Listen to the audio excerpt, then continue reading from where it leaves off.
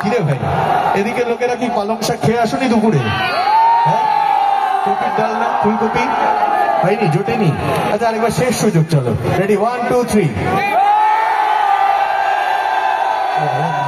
খেয়ে এসছে, হ্যাঁ, এতক্ষণ লুকিয়েছিল। ওস্তাদের মাঠ শেষ রাতে, এবার দেখা যাক এদিক, চলো।